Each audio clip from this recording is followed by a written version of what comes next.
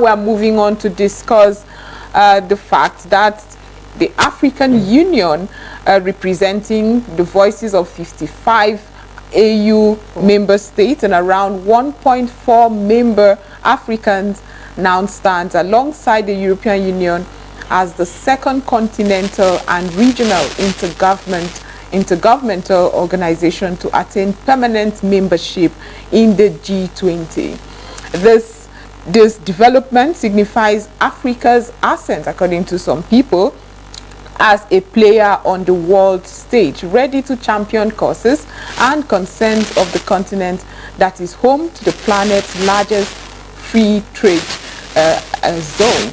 Now, to discuss all of this and how you and I can benefit from this, and do we have the narrative that gives us that much respect? Can we have an influence? We have in the studio Galadima JC. He's the CEO, HAMAJ Consulting, to tell us what this portends, the G20 summit, significance of Africa's inclusion. Thank you so much for being part of the program. Thank you, Joy. Thank you for having me. Good morning once more. Thanks for being with us. Great. It's always nice having you.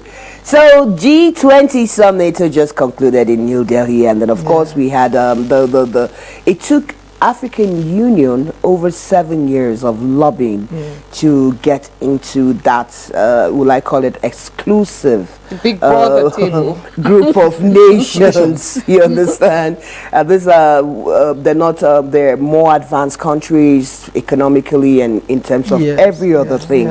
And then finally, there are 2 blocks now. We have, apart from the 19 other countries that are part of the G20, you also have the European Union, which is a bloc, and then now we have the African Union, which is another bloc. So we have 2 blocks. The question is, this is something, and then looking at the theme for this year, 2023, one Earth, one family, one future. Yeah.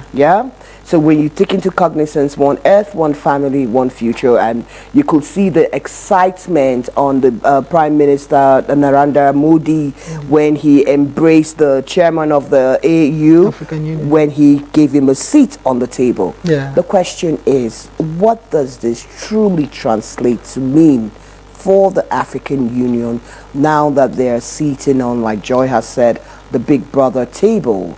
What does it mean for Africa?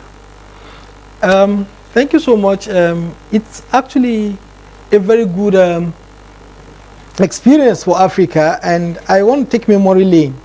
You see, in 2017, Africa represented by President Alpha Condé of Guinea and Salih of Senegal. Yes, both of them started this clamor. Good, they were there, and they were just there as members who were visiting at that time as guests. They were guests. And now that Africa is now brought to the table, whereby they will discuss, they can discuss Africa, they can discuss their matter there, right? Now, before now, it was only in Africa as a whole. We have only South Africa as South Africa nation. Was the only nation that was there. Having it as an African, but I believe Jacob Zuma or whoever the South African president may be at a time cannot be able to discuss Africa in its entirety. Does not have the capacity to discuss Africa in its entirety. But now we have a representation that the bloc of Africa 55, now up to 54 to 55 countries now being represented. So it gives Africa a voice, and not just a voice, Africa would definitely be heard.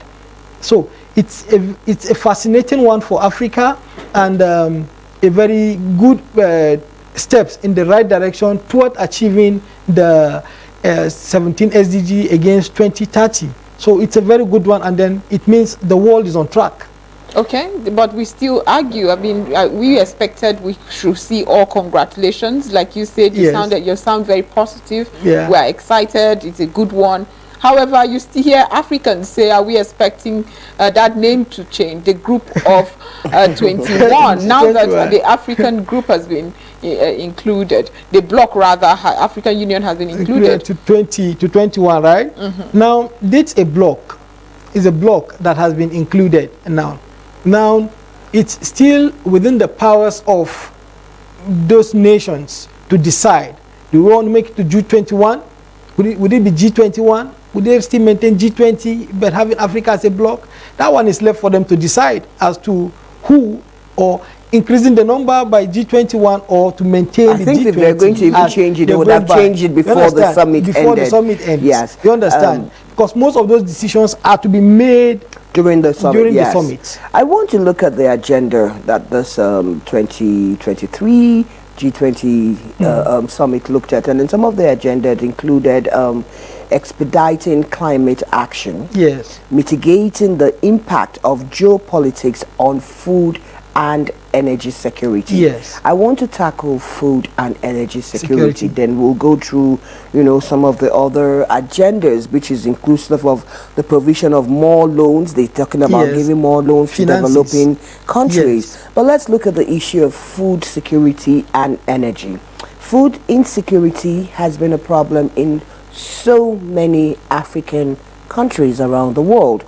And then we also look at energy. Nigeria is a good example where our level of energy, we're still talking about fuel, we're not exploring electricity, we're not exploring solar, we're not exploring even the CNG gases to its maximum potentials. And a lot of African countries are also trapped in that. So now that we are on that table, that G20 table, what do you think how can the African Union benefit in terms of food security, in terms of alternative energy to the side of the continent? Now, you see, the good thing is that Africa has been embedded into the system. Now, it has placed it at a point whereby other nations, bilateral relationships would now begin to improve. So if that is improving, remember, security will come to play. If you're talking about food security, we're not just talking about the physical food alone that you see, but what are the catalysts to ensure that there is that food security? These are things that we must put into, these are things, or there are factors that we must bring to bear. Now, if that be the case, that Africa as a nation or as a bloc is brought into is brought on the table to discuss Africa, then I can assure you that investments are coming. In fact, let's take a leaf from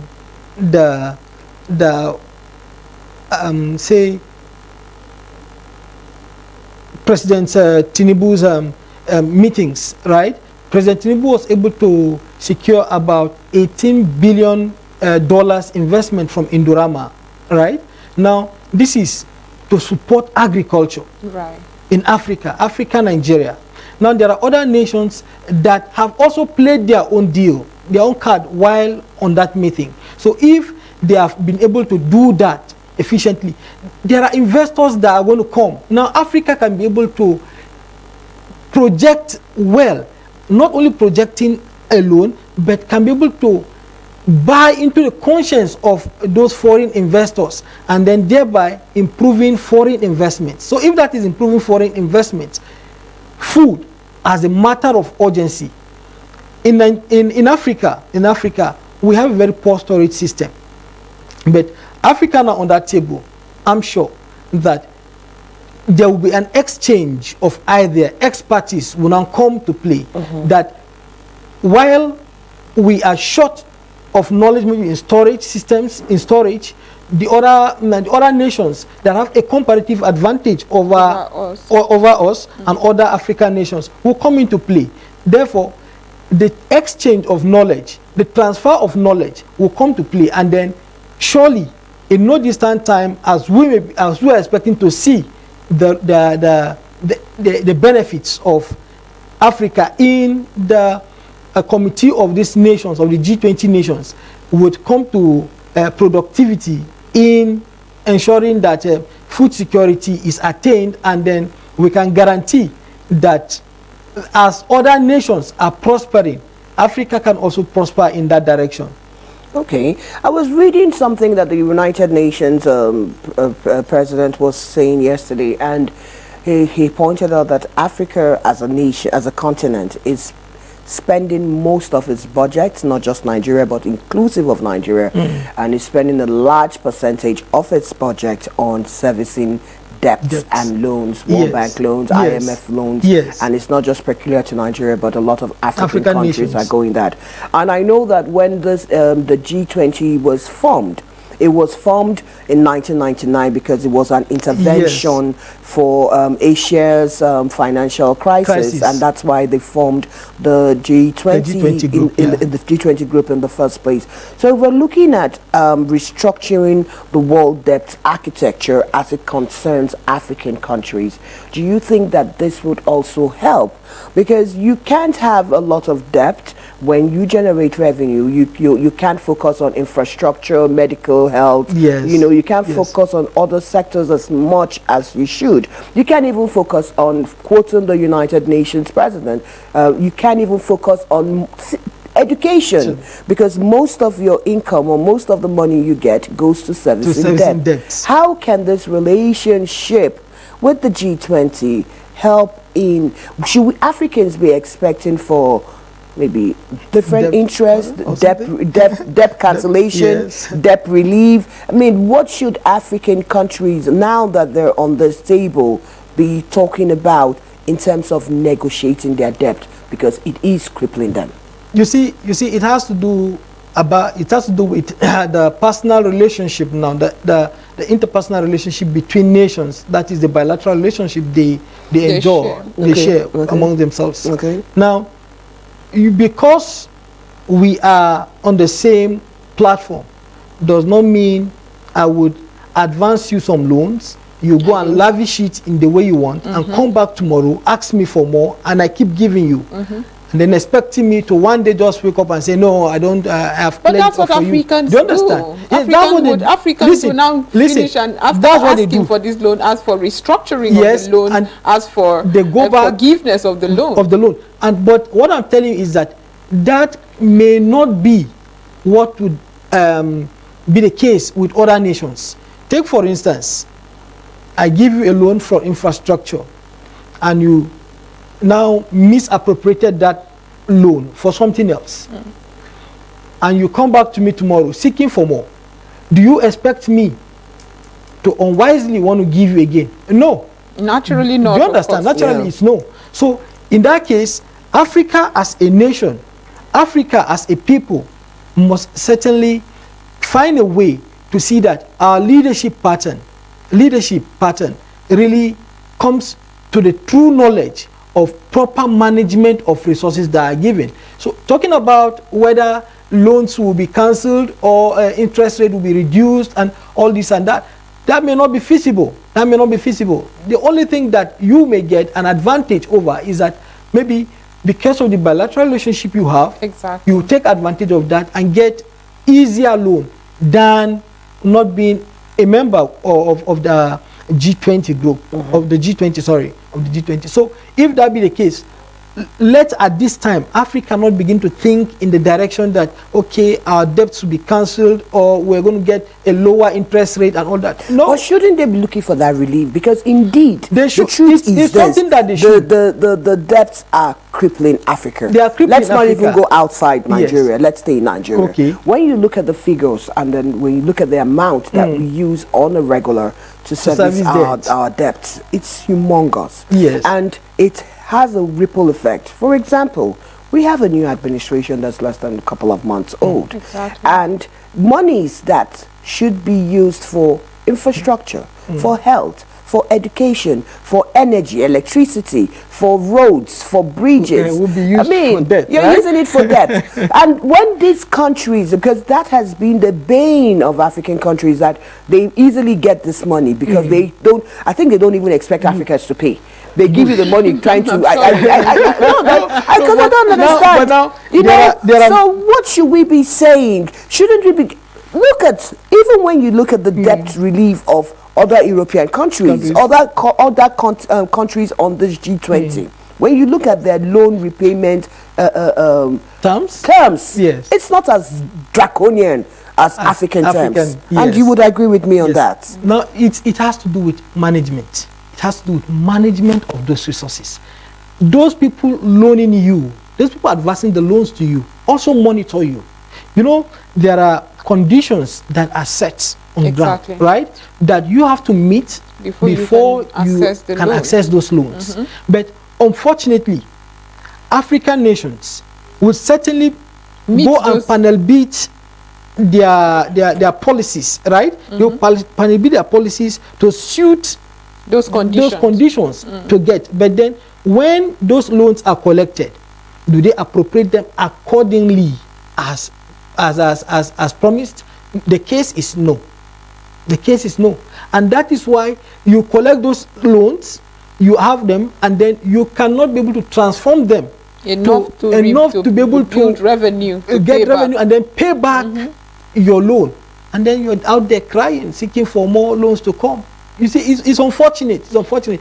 The management culture in Africa is highly poor. Okay, and let's look at Nigeria. Let me take you somewhere. There's something I noticed over time in Africa, that most of our nations, our nations don't move on models. They don't have models they drive with. But when you see most of these countries on the table of the G20, most of them have built models that they can run for 10 years, 20 years, 30, 40, 50 years. You understand? They have these models. So they are already seeing into the future even before they get there.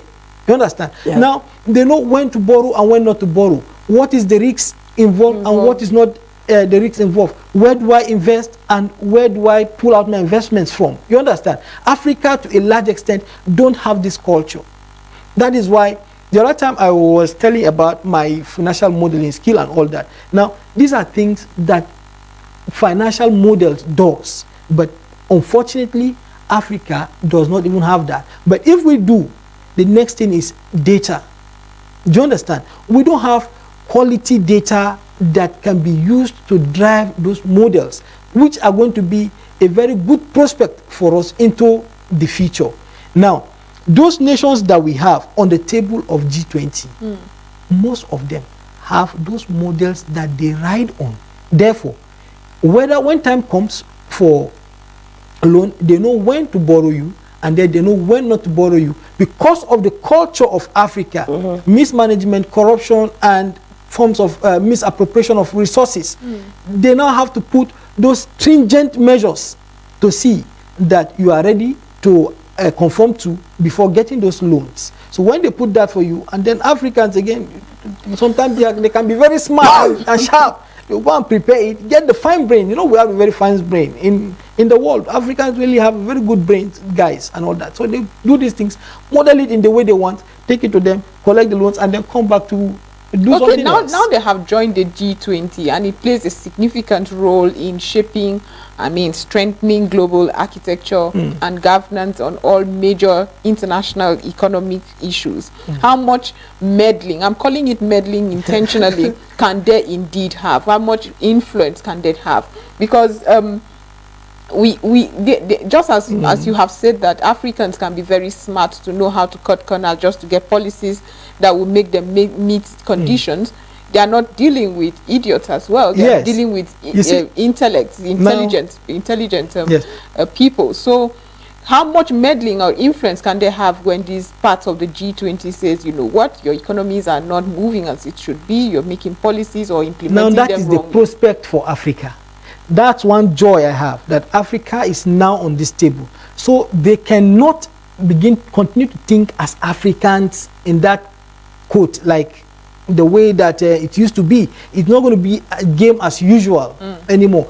If the G20 nations are really committed that bringing Africa on board, then I can assure you that the templates of most things economically will change, because you are not coming there to bring those things, those games you used to play before. You're not coming with that anymore. So you must shape and work according to the standard that they are providing for you. The financial institutions must be strengthened. The financial sectors all must be put in place. Conditions must be met. So when all of these things are in place, I can assure you that things will come back to normal. So my joy that they are in that Committee of Nations you can't joke with the US. Exactly. You can't joke with Canada. You can't joke with the UK. You can't joke with China. These guys, they are entrepreneurs. Do you understand? And an entrepreneur will not just lavish his resources anyhow.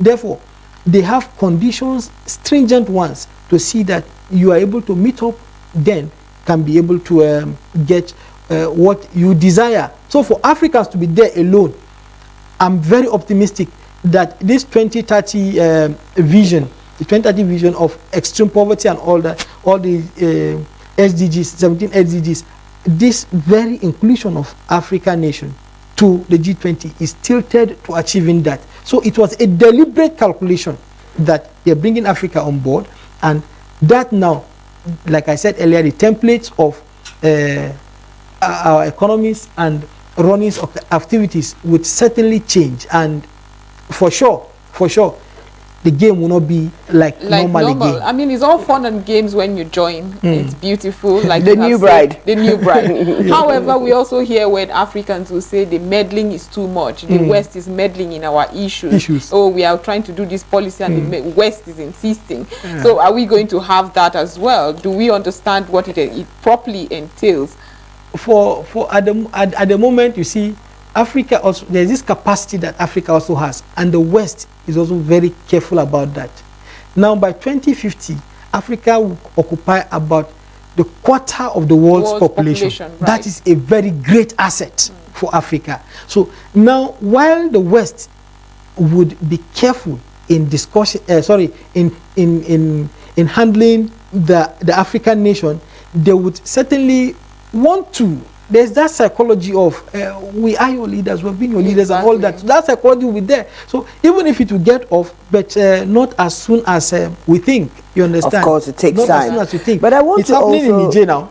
It's happening in Niger when they are telling the France go, and the France women say no. So I'll ask a twofold question before we let you go. One, in terms of exportations, in terms of African, and then I'm happy you mentioned Niger, because we know that uranium now, what I think we're buying, like, I don't know how much it was before, and then they've now increased it to 200 euros. Yes. And then which is the international price. Yes. And you can imagine that they were selling less than that significantly, and we see that happening a lot in other African places, especially when we talk of exporting our resources. Nigeria is also a very good example where we export petroleum products, and then we get fuel refined, and then look at how much we're spending on dollar and subsidy and all that drama. So Africans, but gone are days of subsidies now. Yeah, gone are the days, but we're still battling with it. It's ripple effect. So Africa has this problem with exportations of their things at the international best practices as is across other countries. So now that African Union has joined this G20 as a bloc, do you think that that would also improve our trading ability, especially when you say 1/4 of the world or 1/3 of the world is going to be coming from Africa? So we have the numbers, we have the goods. If you look at other African countries, if the European countries or the more developed countries are not exporting mineral resources, they're exporting other natural resources, you understand? So how can we tap it in? One. Secondly, let's address climate change. Because climate change is something that Africans are still waking up to. You can't be telling someone who is hungry not to cut firewood. That's true. Do you understand? That's so true, let's marry these two together. That's true. Coming from your last question, right?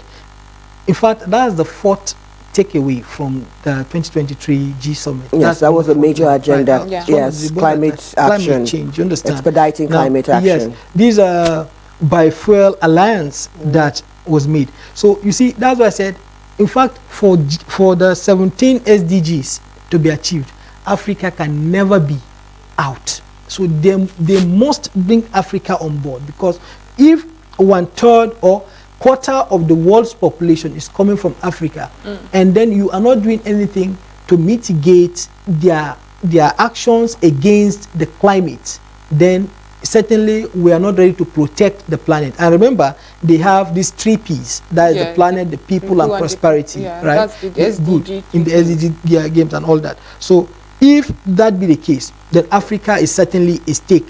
Now bringing them on board, like I said earlier, is just the finest thing to do now, even though, in my opinion, it's long overdue.